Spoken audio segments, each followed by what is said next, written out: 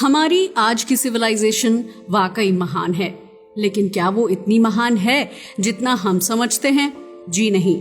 ऐसा इसलिए क्योंकि हमारे पूर्वजों ने ऐसे ऐसे टूल्स, इंस्ट्रूमेंट्स एंड मशीन्स बनाई थी जिसके बारे में आप सोच भी नहीं सकते। फिर चाहे वो कंप्यूटर जैसी दिखने वाली मशीन हो या तारों की चाल और समय का हिसाब रखने वाली डिस्क। यकीन मानिए, ये कहानियां नहीं, वार्निंग है कि शायद हमारे पूर्वज हमसे कहीं ज्यादा आगे थे और हम अब तक सिर्फ सरफेस को छू रहे हैं। यकीन मानिए, आज की कहानी जानकर आपके रोंगटे खड़े हो जाएंगे। तो चलिए डिटेल्स में जानते हैं। सबसे पहले बात करते हैं एंटीकाइथेरा मैकेनिज्म की। वैसे अगर हम आपसे पूछें कि पहला कंप्यूटर कब बनाया गया था, तो यकीनन आपका जवाब 20वीं सदी होगा। मगर हम आपसे कहें कि 2200 साल पहले भी दुनिया में एक ऐसी मशीन थी जो मॉडर्न कंप्यूटर्स जैसी थी, तो क्या आपको यकीन होगा? लेकिन ये कोई फिल्मी कहानी नहीं, बल्कि एक सच्चाई है एंटीकाइथेरा मैकेनिज्म की। इसे 1901 में ग्रीस के पास मौजूद एंटीकाइथेरा द्वीप के पास समुद्र में खोजा गया था। असल में हुआ ये था कि कुछ गोताखोर समुद्र में डूबे एक प्राचीन जहाज की तलाश कर रहे थे। तभी उन्हें वहां एक खजाना मिला जो इतिहास से जुड़ा हुआ था। उन्हें वहां gold coins, utensils and sculptures मिले। मगर जब उनकी नजर एक जंग लगे धातु के टुकड़े पर पड़ी, तो कोई नहीं जानता था कि वो इतिहास की मोस्ट मिस्टीरियस डिस्कवरीज में से एक को हाथ लगाने जा रहे हैं। आर्कियोलॉजिस्ट की टीम ने उस पुरानी धातु को साइंटिफिक इन्वेस्टिगेशन के लिए उठा लिया। पहले तो वैज्ञानिकों ने इसे एक ऑर्डिनरी मेटल का टुकड़ा समझा, लेकिन जब इस पर एक्सरे और 3D स्कैनिंग तकनीक का यूज किया गया तो पता चला कि ये कोई सामान्य चीज नहीं, बल्कि एक एक्सट्रीमली कॉम्प्लेक्स स्ट्रक्चर है। इस जंग लगे टुकड़े में 37 गियर, डायल और पॉइंटर्स की संरचना बनी हुई थी। जब वैज्ञानिकों ने इसे ध्यान से देखा तो उन्हें समझ में आया कि ये शायद एस्ट्रोनॉमिकल इवेंट्स की गणना करने वाली एक मशीन है। मगर इसे आसानी से समझा नहीं जा सका। इसे पूरी तरह समझने में दशकों लग गए और आखिरकार ये साबित हुआ कि ये दुनिया की सबसे पुरानी गियर चालित मशीन है। यही नहीं, इसे आज दुनिया का पहला एनालॉग कंप्यूटर भी कहा जाता है। शोधकर्ताओं ने 1950 से 1970 के दशक में इसका गहराई से अध्ययन किया, लेकिन तब भी इसकी सही उम्र का अंदाजा नहीं लग पाया। इसकी असली उम्र का अनुमान 2006 में लगा, जब आधुनिक स्कैनिंग तकनीकें सामने आई। आधुनिक स्कैनिंग से साइंटिस्ट ने कंक्लूजन निकाला कि ये दूसरी शताब्दी ईसा पूर्व लगभग 2200 साल पुराना है। मगर कुछ वैज्ञानिकों का मानना है कि ये इससे भी 400 साल पुराना हो सकता है, यानी लगभग 2600 साल पुराना। अब सबसे बड़ा सवाल ये है कि अगर ये इतनी पुरानी है तो इसे किसने और कैसे बनाया? क्या प्राचीन यूनानियों के पास इतनी एडवांस तकनीक थी? कुछ लोगों का मानना है कि ये मशीन एंशिएंट ग्रीक एस्ट्रोनॉमर्स हिप्पार्कस के ज्ञान पर आधारित हो सकती है। साथ ही कुछ लोग इसे great mathematician and inventor Archimedes से भी जोड़ते हैं। अगर इस मशीन की बात की जाए तो ये सन, मून एंड प्लैनेट्स की चाल की गणना, साथ ही ग्रहण की भविष्यवाणी भी कर सकती थी, और यही बात इसे एक अद्भुत खगोलीय यंत्र बना देती है। इसका सबसे बड़ा रहस्य ये है कि इतनी कॉम्प्लेक्स टेक्नोलॉजी आखिर बनी कैसे? मगर अफसोस, इतनी खोज के बावजूद इतिहास में इसके जैसा कोई दूसरा उपकरण आज तक नहीं मिला है। तो सवाल उठता है, अगर प्राचीन यूनानियों के पास इतनी तकनीक थी तो वो खत्म कैसे हो गई? और अगर नहीं, तो फिर ये मशीन एक प्रोटोटाइप थी, या फिर कहीं और ऐसी मशीनें थीं जिन्हें हम अब तक खोज नहीं पाए? कुछ लोग इसे एलियन सिविलाइजेशन से भी जोड़ते हैं, जो कभी धरती पर थे और अब विलुप्त हो चुके हैं। मगर सच क्या है, ये कोई नहीं जानता। एंटीकाइथेरा मैकेनिज्म आज भी एक रहस्य खोज बनी हुई है। नेब्रा स्काई डिस्क। अगर नेब्रा स्काई डिस्क को आप पहली बार देखेंगे तो आपको ये किसी खिलौने की तरह लगेगी, मगर इसे केवल खिलौना समझने की गलती मत कीजिएगा, क्योंकि ये आज से तकरीबन 3600 साल पुरानी एक मिस्ट्री एंड एस्ट्रोनॉमी से जुड़ी हुई चीज है। क्या? जी हाँ, आपने सही सुना। अगर बात की जाए इसकी लोकेशन की, तो ये जर्मनी के नेब्रा, साक्सोनी एंड हॉल्ट इलाके में 1999 में खोजी गई थी। ये 30 सेंटीमीटर के व्यास की है, जिसे सोने और चांदी से बेहद खूबसूरती से सजाया गया है। इस डिस्क पर बहुत सारे चित्र खुदे हुए हैं, जिनमें शामिल हैं सूरज, चांद और तारे। जिसे देखकर ऐसा लगता है कि ये सेलेस्टियल इवेंट्स को शो करने वाला एक तरह का एंशिएंट कैलेंडर हो सकता है। ऐसा साइंटिस्ट का मानना है। जी हाँ, साइंटिस्ट का मानना है कि इसका इस्तेमाल हमारे ancestor movement of celestial events को समझने के लिए किया करते थे।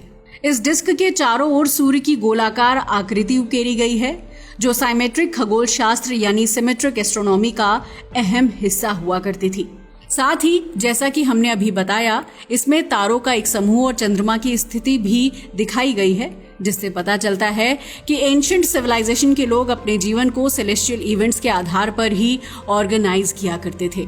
जब ये डिस्क सामने आई तो इससे जुड़ी बहुत सारी इंटरेस्टिंग चीजें भी सामने आने लगी, क्योंकि ये डिस्क जितनी पुरानी है उतना ही इसका स्ट्रक्चर भी स्पेसिफिक है।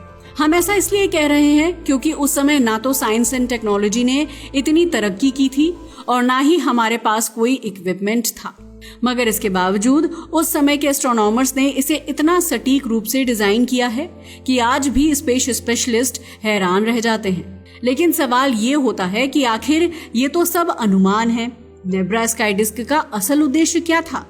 इसे लेकर आज तक थोड़ी बहुत अलग अलग थ्योरीज दी जाती रही हैं, मगर सबसे ज्यादा जो थ्योरी मानी जाती है वो ये है कि ये खगोलीय घटनाओं की भविष्यवाणी के लिए बनाई गई थी। साथ ही इसका relation religious astrology and religious rituals से भी हो सकता है, ताकि प्राचीन लोग अपने आसपास के आकाश को देखकर घटनाओं का सही अनुमान लगा सकें। लेकिन ऐसा नहीं है कि ये डिस्क अकेली मिली थी। इसके साथ और भी बहुत सारी चीजें मिली थी, जैसे metal tools and old weapons, जिससे पता चलता है कि नेब्रा एक इम्पोर्टेंट कल्चरल सेंटर हुआ करता था। इन वस्तुओं को देखकर यह भी कहा जा सकता है कि ये डिस्क किसी स्पेसिफिक पर्सन की ट्रेडिशनल रिलीजियस कल्चरल ऑब्जेक्ट हुआ करती थी, मगर वास्तव में इसका क्या उद्देश्य था ये कोई नहीं जानता। ये डिस्क आज भी एक रहस्य बनी हुई है। इसके पीछे छुपे राज को लेकर आज भी खोज जारी है, या फिर यूं कहें कि ये आज भी वैज्ञानिकों के लिए एक चुनौती बनी हुई है, क्योंकि इसका एक्चुअल पर्पस एंड यूज आज तक पूरी तरह से समझा नहीं गया है। मगर चाहे जो भी हो, ये डिस्क हमें ये जरूर बताती है कि हमारे पूर्वज कितने एडवांस थे। चलिए अब आगे बढ़ते हैं और अब बात करते हैं फाइस्टस डिस्क की। आज के इंसान को लगता है कि वो अब तक धरती पर आई सबसे एडवांस सिविलाइजेशन है, लेकिन शायद हमें अभी और रिसर्च की जरूरत है, क्योंकि हमसे पहले के लोग तो शायद हमसे भी ज्यादा एडवांस हुआ करते थे, जिसका अंदाजा आप इस बात से लगा सकते हैं कि ये एक 3700 साल पुरानी मिस्टीरियस एंड हिस्टोरिकल ऑब्जेक्ट है, जिसे 1908 में क्रेटे के फाइस्टस नाम की जगह पर खोजा गया था। अगर इसके आकार की बात की जाए तो ये दिखने में एक कुकी जैसी लगती है, मगर ये कोई बिस्किट नहीं, बल्कि इसका रहस्य बेहद डीप एंड फैसिनेटिंग है। फाइस्टस डिस्क की बात करें तो ये मिट्टी से बनी हुई है, जिसका व्यास 15 सेंटीमीटर है। इतनी छोटी सी जगह पर इस पर 45 सिंबल्स इनग्रेव किए गए हैं, जिन्हें देखकर ऐसा लगता है कि शायद ये कोई अननोन लैंग्वेज या कोई कोड होगा, या फिर ये कोई चित्रलिपि यानी पिक्टोग्राफिक स्क्रिप्ट भी हो सकती है। जैसा कि हमने अभी आपको बताया, इस पर सूरज, चांद, जानवर और मनुष्य के प्रतीक बने हैं, तो हो सकता है कि ये उस समय के खगोल शास्त्र, धर्म और अदर बिलीव्स को एक्सप्लेन एंड प्रिजर्व करने के लिए बनाए गए हों। हालांकि वैज्ञानिकों ने कई बार इस पर बने चित्रों को समझने के लिए कई कोशिशें की, मगर आज तक कोई इसे पूरी तरह से नहीं सुलझा पाया। हमें पता है, अब आप सोच रहे होंगे कि आखिर इस पर ये चित्र क्यों बनाए गए हैं, इसका मतलब क्या होता है। कुछ रिसर्चर्स का मानना है कि ये एक प्राचीन कैलेंडर हो सकता है, जिसका उपयोग एस्ट्रोनॉमर समय और मौसम की गणना के लिए करते थे, या फिर ये किसी तरह का धार्मिक प्रतीक हो सकता है, जिसे लोग अपने फेथ के अनुसार पूजा और रिचुअल्स में उपयोग करते थे। मगर ये सब केवल अंदाजे हैं, आज तक कोई क्लियर एविडेंस नहीं मिला है। वैसे आप जानकर हैरान रह जाएंगे कि इस डिस्क के केवल चित्र ही नहीं, बल्कि इसकी पोजीशन एंड ऑर्डर में भी कई रहस्य छिपे हुए हैं, जो सोचने पर मजबूर करते हैं कि क्या ये केवल एक कल्चरल आर्ट वर्क था, या फिर ये किसी मैजिक, एस्ट्रोलॉजी और डिविनेशन के कार्य के लिए बनाया गया था। हालांकि कुछ लोग इसे किसी तरह की डिविनेशन और मैजिक बुक भी मानते हैं, जो किसी स्पेशल लैंग्वेज को एक्सप्रेस करने का चैनल हो सकती थी, मगर इसका असली सच आज तक कोई नहीं जानता। और अगर बात करें इस डिस्क की करंट स्टेटस की, तो ये ग्रीस के हेराक्लियोन म्यूजियम में रखी गई है और यहाँ आने वाले लोग इसे देखकर हैरान रह जाते हैं।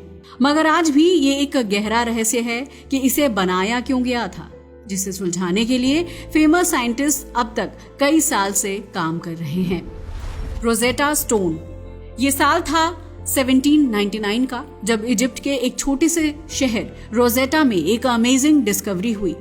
असल में कुछ फ्रांसीसी सैनिक यहाँ से गुजर रहे थे, तभी उनकी नजर एक भारी भरकम पत्थर पर पड़ी। ये कोई ऑर्डिनरी स्टोन नहीं था। ये 3 फीट 9 इंच लंबा, 2 फीट 4 इंच चौड़ा और 760 किलो भारी था। मगर असली रहस्य इसका वजन या आकार नहीं, बल्कि इसका सरफेस था। इसके सरफेस पर 3 अलग अलग लैंग्वेजेस में शब्द खुदे हुए थे। हालांकि ये भाषाएं कौन सी थीं, ये सैनिकों को नहीं पता था। सैनिक समझ नहीं पाए कि ये पत्थर इतना खास क्यों है। बस फिर क्या था, अब ये पत्थर पहुंचा आर्कियोलॉजिस्ट और इतिहासकारों के पास, और फिर सामने आई दुनिया की सबसे अद्भुत पहेलियों में से एक, क्योंकि ये पत्थर लगभग 2200 साल पुराना था। इसे 196 ईसा पूर्व में मिस्र के राजा टॉलेमी पंचम के समय तैयार किया गया था। मगर सवाल यह है कि इस पर लिखा क्या था, और आखिर इसे 1 या 2 नहीं बल्कि 3 भाषाओं में क्यों लिखा गया था। इतिहासकार और आर्कियोलॉजिस्ट इसकी जांच में जुट गए तो पता चला कि इस पत्थर पर लिखी 3 लिपियां थी। पहली प्राचीन ग्रीक, दूसरी डेमोटिक, तीसरी हायरोग्लिफ्स। ग्रीक भाषा को पढ़ना आसान था, मगर हायरोग्लिफ्स के लिए ये ऐसी भाषा थी जो पूरी तरह से गुम हो चुकी थी। उसे कोई नहीं पढ़ सकता था। मगर ये कैसे मुमकिन था कि मिस्र की सबसे इंपॉर्टेंट लैंग्वेज खत्म हो गई? दरअसल ये बात है 391 ईस्वी की, जब रोमन सम्राट थियोडोसियस प्रथम ने मिस्र के सभी मंदिरों को बंद करवा दिया था। आप जानकर हैरान रह जाएंगे कि मिस्र के मंदिर ही वो जगह थे जहां हायरोग्लिफ्स पढ़ाई और सिखाई जाती थी। मंदिर बंद होते गए और धीरे धीरे ये भाषा भी लुप्त हो गई। मगर रोजेटा स्टोन ने इतिहासकारों को एक अवसर दिया इस भाषा को फिर से जिंदा करने का। अगर 3 भाषाओं में लिखे शब्दों का आपस में अर्थ मिल जाए तो मिस्र की खोई हुई भाषा को फिर से जिंदा किया जा सकता था। मगर ये आसान नहीं था, क्योंकि सैकड़ों साल तक कोई भी हायरोग्लिफ्स को नहीं पढ़ सका। और फिर आया साल 1822, जब फ्रांसीसी विद्वान जीन फ्रांसवा शैम्पोलियो ने इस पत्थर के रहस्य को सुलझा लिया। असल में उन्होंने ग्रीक भाषा को आधार बनाकर हायरोग्लिफ्स को डिकोड किया और ऐसे मिस्र की डूब चुकी अमर भाषा को फिर से जीवन मिला। लेकिन यहाँ एक और बड़ा सवाल खड़ा हो गया, क्या रोजेटा स्टोन केवल अनुवाद का साधन था या इसमें कुछ और भी छुपा हुआ था? विद्वानों का मानना है कि हायरोग्लिफ्स में केवल भाषा नहीं बल्कि जादू, रहस्य और शक्तियों से जुड़े कुछ संदेश भी छिपे हुए थे। इसे क्यों बनाया गया था ये आज भी कोई नहीं जानता। ये पत्थर अब ब्रिटिश म्यूजियम में रखा है, मगर मिस्र इसे वापस मांग रहा है। मगर सवाल ये उठता है कि क्या ये केवल पत्थर है या इसमें कुछ ऐसा रह चुका है जिसे दुनिया को नहीं जानना चाहिए था? Battersea shield. अगर बैटरसी शील्ड की बात की जाए तो ये ब्रिटेन के लंदन में थेम्स नदी के किनारे मिला था। इसकी खोज तो 1857 में हुई थी, मगर ये 3000 साल से भी ज्यादा पुराना माना जाता है। ये एक ढाल है जिसका इस्तेमाल युद्ध में किया जाता था। ये कांसे यानी ब्रॉन्ज से बनी हुई थी। इसकी लंबाई 30 इंच और चौड़ाई 18 इंच है।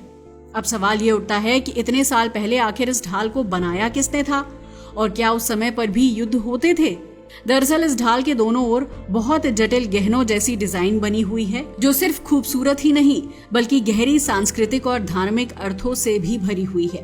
अगर बात करें इसके केंद्र की तो इसके बीच में एक गोलाकार आकृति है जिसका संबंध उस समय की धार्मिक मान्यताओं या अनुष्ठानों से रहा होगा। पर सबसे बड़ा सवाल यह है कि इसका वास्तविक उद्देश्य क्या था? क्या ये युद्ध के लिए बनाई गई थी या इसका कोई धार्मिक या सांस्कृतिक महत्व भी था, या फिर इसका संबंध किसी खास शासक या योद्धा से था?